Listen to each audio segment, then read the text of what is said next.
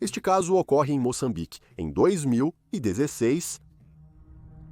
Este caso começa com uma jornada de uma vida e termina em uma tragédia inimaginável. A polícia local ofereceu pouca ajuda e as autoridades de sua terra natal também a falharam. A verdade estava enterrada em contradições, acobertamentos e silêncio. Mas a cada evidência descoberta, as perguntas se tornam mais sombrias. Este é o caso de Ellie Warren e está longe de terminar. Ellie Rose Warren nasceu em 24 de junho de 1996 em Melbourne, Austrália, filha de Paul e Nicole Warren. Ela passou a infância em Mordrelock, um subúrbio costeiro da cidade, onde foi criada em uma família amorosa e aventureira. Os Warren viajavam com frequência pela Austrália e exterior, nutrindo a paixão de Ellie pela natureza e vida selvagem.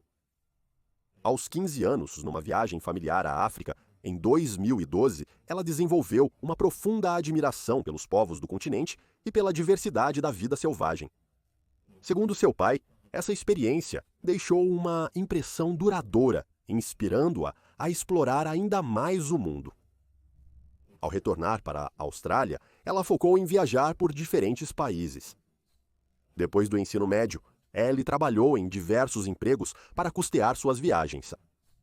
Nos anos seguintes, ela viajou sozinha para a América Central, Bali, Tailândia, entre outros destinos.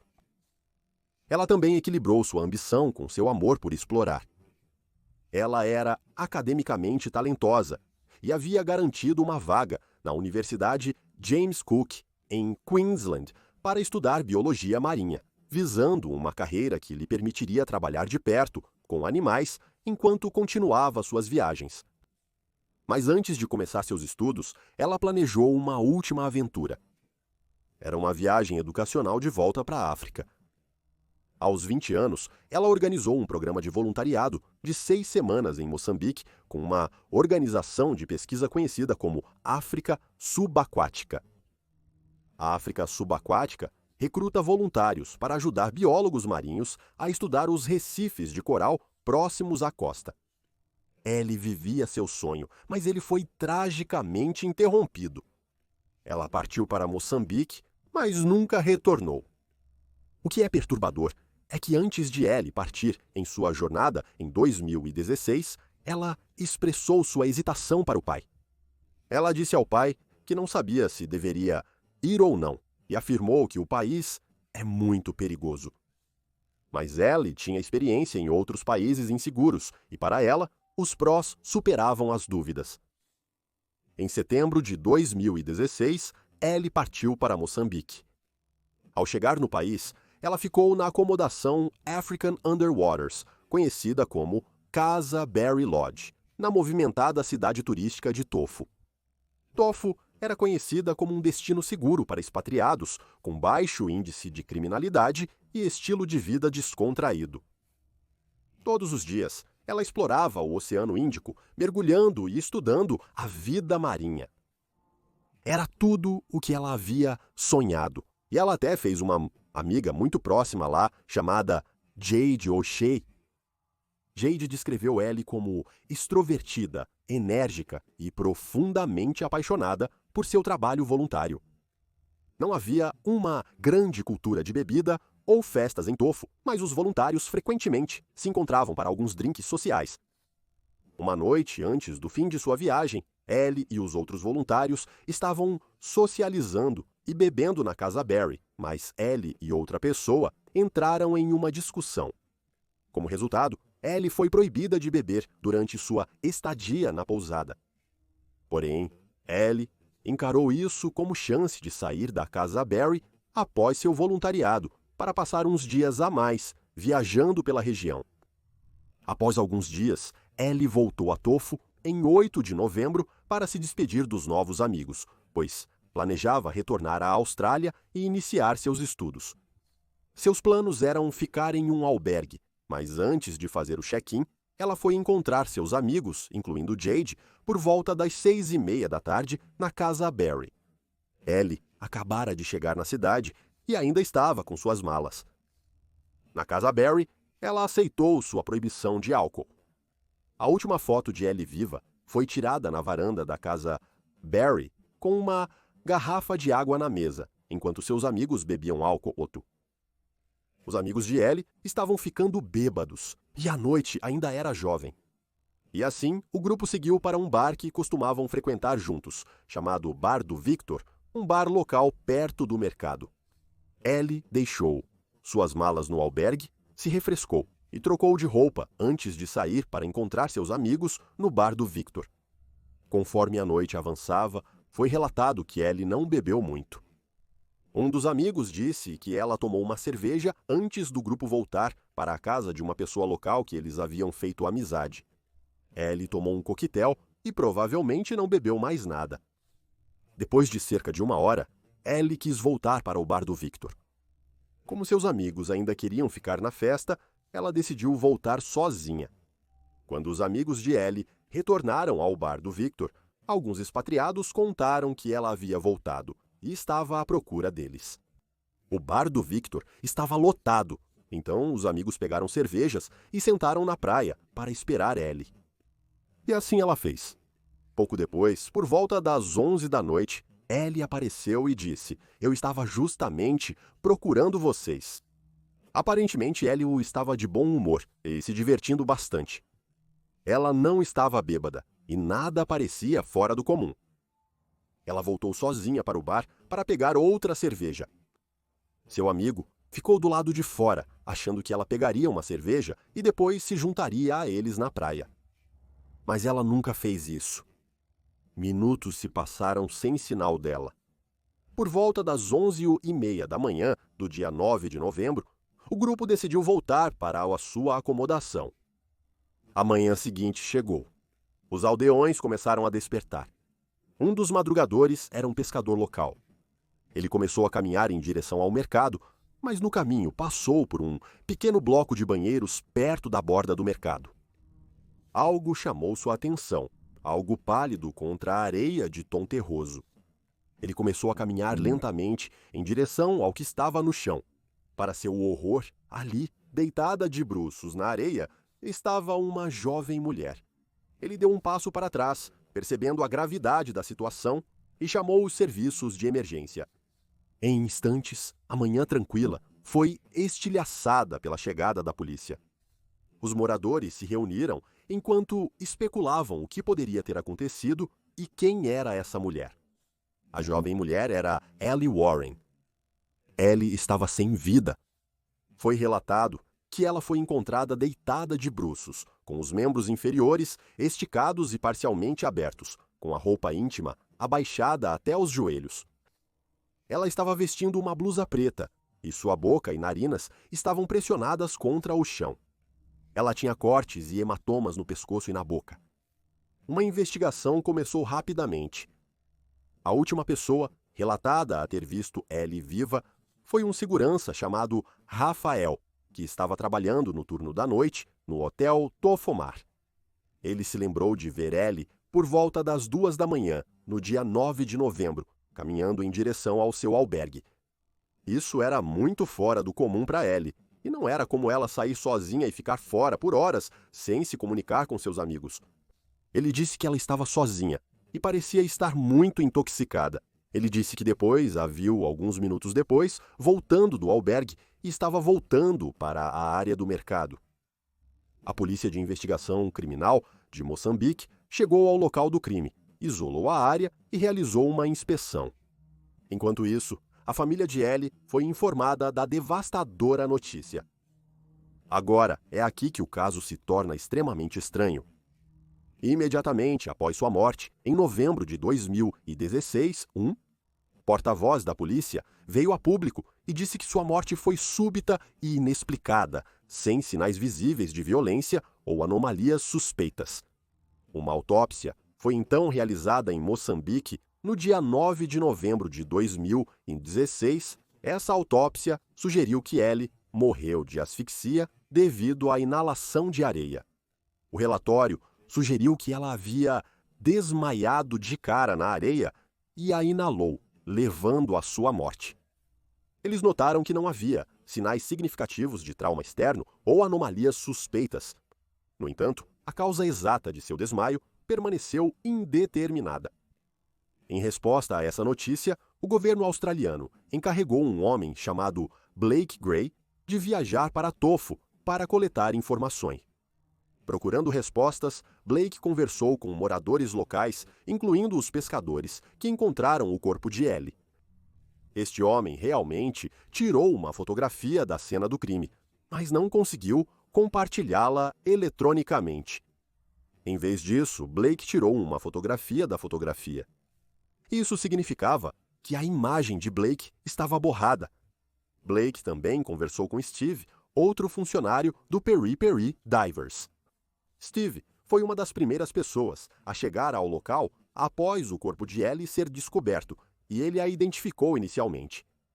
Steve disse ao Blake que acreditava que isso não foi um acidente. Ele explicou que acreditava que Ellie havia sido assassinada. Ele continuou contando a Blake que a areia na boca de Ellie parecia ter sido compactada, como se alguém tivesse enchido a boca dela de areia e pressionado. No dia 16 de novembro de 2016, o corpo de Ellie foi levado para a África do Sul. Aqui, outra autópsia foi realizada. Esta autópsia estava de acordo com a anterior, que ela havia morrido por asfixia ao inalar areia. No entanto, o médico descobriu que Ellie havia inalado uma quantidade significativa de areia enquanto ainda estava viva, mas a areia estava compactada a tal ponto que se assemelhava a concreto. Isso sugeriu um ato deliberado, pois a força necessária para empurrar a areia para o esôfago era inconsistente com a inalação acidental. O laudo toxicológico não encontrou evidências de substâncias ilegais em seu corpo. Até agora, as evidências apontam para ela ter sido brutalmente preenchida com areia. No entanto, as circunstâncias exatas de como a areia entrou em seu sistema permaneceram um mistério, e se foi ou não um assassinato, não pôde ser concluído pela equipe. Agora, é aqui que as coisas ficam ainda mais confusas, estranhas e frustrantes. Um investigador da Polícia Federal australiana, chamado Noel Scruton, viajou para Tofo para examinar a cena do crime e o corpo de Ellie. Este investigador tirou fotografias e uma amostra de areia do banheiro e da área do mercado. No dia seguinte, ele viajou para a África do Sul e examinou o corpo de Ellie. Ficou claro para este investigador que a areia que ele havia coletado da cena do crime não era a mesma areia que estava alojada na boca de Ellie. Isso mostrou que algo sinistro havia acontecido e forneceu evidências factuais de que a areia que foi colocada dentro de sua boca e pulmões era de outro local. Então, ela não foi apenas violentamente assassinada por encherem suas vias aéreas de areia, isso ocorreu em um lugar e depois ela foi levada e descartada em outro lugar. Então, uma terceira autópsia foi realizada na Austrália, após o corpo de Ellie ser repatriado no dia 22 de novembro de 2016. Novamente, areia foi encontrada em suas vias aéreas, mas o relatório da autópsia australiana concluiu finalmente que não havia evidências suficientes para provar que um assassinato ocorreu e concluiu a causa da morte como indeterminada. E assim, temos um grande conjunto de evidências factuais indicando que Ellie foi brutalmente assassinada, mas nenhum relatório de autópsia quis se destacar e chamar as coisas pelo que eram. Durante todo esse tempo, a família Warren estava ficando impaciente. Eles acreditavam que as polícias federal australiana e de Moçambique não faziam o suficiente. No dia 25 de novembro, pescadores enviaram uma foto nítida da cena do crime às autoridades australianas. A foto mostrava claramente cortes, hematomas e as roupas rasgadas de Ellie, o que era mais uma evidência de uma luta violenta. No entanto, as autoridades australianas não fizeram nada. Mesmo com essa imagem crítica, eles aguardaram o relatório de Moçambique sem oferecer qualquer ação ou assistência às autoridades moçambicanas. Com isso, a família Warren ficou no escuro, nunca sendo informada sobre as evidências condenatórias que sugeriam a morte violenta de Ellie. E agora vem a parte extremamente frustrante. Nos meses que se seguiram à morte de Ellie, a polícia de Moçambique continuou investigando, mas não foi até abril de 2017, 6 meses após sua morte, que eles finalmente enviaram às autoridades australianas as primeiras conclusões formais da polícia. Este relatório de 2 páginas concluiu que Ellie morreu de uma overdose de drogas. Isso, apesar de um relatório toxicológico ter concluído que nenhuma substância foi encontrada em seu corpo, indicando que ela morreu de overdose. As autoridades australianas presumiram que isso era apenas um erro e solicitaram que eles reemitissem o relatório. 4 dias depois, no dia 20 de abril, chegou outro relatório policial, que afirmava que a causa da morte poderia ser homicídio. Esse erro lançou sérias dúvidas sobre as autoridades de Moçambique. Por que esse primeiro relatório teria sido redigido, se não para enganar as autoridades australianas? Eles fizeram um relatório que ignorou suas próprias autópsias, conclusões técnicas e fotos da cena do crime. Isso levantou a questão. Eles estavam tentando enganar o governo australiano e encerrar o caso discretamente? A família Warren estava justamente furiosa e se recusou a aceitar as contradições. Mas as frustrações deles não pararam por aí.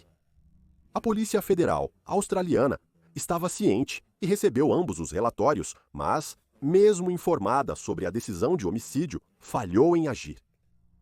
Um pedido formal que permitiria às autoridades australianas ajudar na investigação é chamado de Pedido de Assistência Mútua. Este pedido de assistência mútua nunca foi enviado. A família Warren ficou convencida de que o governo australiano não estava levando a clara morte de Ellie a sério. Se o caso agora era tratado como homicídio, por que não havia ação das autoridades australianas? Paul Warren, que é o pai de Ellie, começou a suspeitar que as autoridades, assim como seus homólogos em Moçambique, queriam que o caso desaparecesse silenciosamente ao fundo. Mas Paul se recusou a deixar isso acontecer. Ele se determinou a descobrir a verdade e lançou sua própria investigação. Um detetive australiano retornou a Moçambique em agosto de 2017 para tentar coletar evidências. Este detetive solicitou fotografias da cena do crime, mesmo que as autoridades australianas já tivessem uma fotografia clara mostrando o que precisavam do pescador que encontrou o corpo dela. Quando o detetive solicitou essas imagens, a polícia de Moçambique alegou que estavam armazenadas em um telefone móvel quebrado. Em resposta, o detetive forneceu dinheiro local para consertar o celular quebrado e recuperar as imagens. No entanto, essas fotografias nunca foram oficialmente entregues. Apenas mantenha isso em mente. O pai da Ellie, Paul, viu que o caso tinha esfriado e decidiu tomar as coisas em suas próprias mãos. Em outubro de 2018, ele foi a Moçambique, retraçando os últimos passos da filha. Ele espalhou cartazes por tofo, pedindo aos moradores que compartilhassem qualquer informação que possuíssem. Em apenas 2 dias, ele foi contatado por um homem local, que tinha uma fotografia clara e de alta qualidade do corpo de Ellie, tirada logo após ela ter sido descoberta. A imagem revelou evidências inéditas e cruciais para a família Warren. A blusa de Ellie havia sido rasgada do ombro até o lado direito dela. Isso sugere fortemente uma luta violenta. Paul também conversou com 2 moradores locais que estiveram perto do local do crime logo após o corpo de Ellie ser encontrado. E o que esses 2 homens locais contaram a Paul levantou inconsistências alarmantes. Eles se lembraram de ver o corpo de Ellie em uma posição diferente daquela da fotografia tirada pelo pescador. Segundo eles, Ellie foi encontrada inclinada para a frente, em uma posição que eles descreveram como semelhante a uma posição de oração muçulmana, com o rosto pressionado contra o chão. Contudo, a foto da cena do crime, feita pelo pescador, exibia o corpo dela caído no chão. Isso indicava fortemente que alguém a havia movido depois que ela foi encontrada, potencialmente para encenar a cena. Paul suspeitava que a polícia havia ajudado em algum tipo de acobertamento. Paul se encontrou com o oficial encarregado do caso de Ellie em Tofu. Durante a conversa, o oficial fez uma admissão chocante. O policial disse que provavelmente Ellie foi assassinada em outro lugar e depois levada para o bloco de banheiros onde seu corpo foi posteriormente descoberto. Ele explicou que a areia encontrada na boca dela não correspondia à areia do local, o que significa que ela foi forçada a inalá-la em um local diferente, assim como o delegado de serviço Scruton havia concluído. Essa única declaração contradizia anos de relatórios oficiais em que as autoridades australianas afirmavam que a área do banheiro era o local do crime. Isso indicava que alguém havia propositalmente movido seu corpo para aquele local. Local público. Potencialmente para fazer sua morte parecer acidental. A polícia australiana sabia dessa teoria, mas nunca foi relatado à família Warren. Furioso, Paul começou a confrontar a Polícia Federal Australiana e exigiu respostas. Quando seus e-mails foram ignorados, ele começou a copiar funcionários do governo nas mensagens, forçando uma resposta. Em março de 2019, a Polícia Federal Australiana finalmente respondeu, mas em vez de abordar suas preocupações, eles o advertiram para parar de enviar e-mails em massa, alegando que isso poderia comprometer o processo diplomático. Para Paul, isso confirmou seu pior medo de que a polícia australiana queria que o caso desaparecesse silenciosamente. Em março de 2021, ocorreu outra descoberta. Paul recebeu uma dica de uma mulher que havia visitado Tofu recentemente. Ela relatou que os locais sussurravam sobre um homem chamado Tony, uma figura poderosa no comércio de drogas e crime da área. Segundo essa mulher, seus filhos ouviram uma conversa onde Tony era acusado de estar envolvido na morte de Ellie. A mulher descreveu Tony como coberto de tatuagens, incluindo uma lágrima no rosto, e afirmou que ele era extremamente perigoso. Com essa pista, Paul se juntou a um detetive particular alemão conhecido como Mad Mick. O plano era lançar uma operação secreta de flagrante. Eles contrataram uma mulher para se infiltrar no círculo de Tony, almejando obter uma confissão.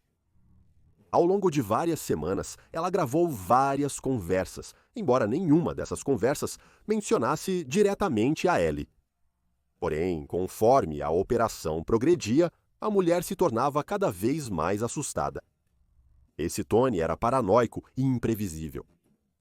O risco, então, se tornou muito grande, e Paul e Nick cancelaram a operação antes que ela pudesse pressioná-lo por mais detalhes. Em 2021, após anos de becos sem saída, a mãe de Ellie contratou um advogado em Moçambique, forçando as autoridades a reabrir o caso. Isso levou a outra grande descoberta. Em maio de 2023, as autoridades em Moçambique oficialmente declararam a morte de Ellie como um homicídio. Não apenas um relatório policial, mas também um anúncio público. Eles até identificaram possíveis suspeitos, mas alegaram que havia provas insuficientes para as prisões. Então, em dezembro de 2023, a investigação australiana sobre a morte de Ellie foi concluída. O legista do estado de Victoria reconheceu que o homicídio era possível, mas recusou-se a classificá-lo oficialmente como assassinato, citando a falta de prova definitiva. Apesar das evidências avassaladoras, incluindo a análise da densidade da areia, inconsistências na cena do crime, testemunho de testemunhas e areia diferente na boca de Ellie em relação à cena do crime, o legista parou antes de declarar jogo sujo. Essa decisão foi um golpe devastador na busca de Paul por justiça. As autoridades em Moçambique afirmaram explicitamente que este caso era de fato um homicídio, mas a Austrália se recusou a apoiá-los. Tragicamente, isso enfraqueceu o caso no exterior, tornando ainda menos provável que Moçambique continuasse investigando ou processando suspeitos. Até fevereiro de 2025, o pedido de assistência mútua ainda não foi enviado, apesar de ser uma ferramenta essencial para a cooperação internacional. Paul Warren continua a lutar pela verdade. Se ainda estivesse viva, Ellie Warren seria uma bem-sucedida bióloga marinha viajante de 28 anos, não há dúvida disso. Em vez disso, sua vida foi tragicamente interrompida e seu governo quer varrê-la para debaixo do tapete, permitindo que seu assassino ou assassinos andem livres. 9 anos após a morte de Ellie, o caso permanece sem solução.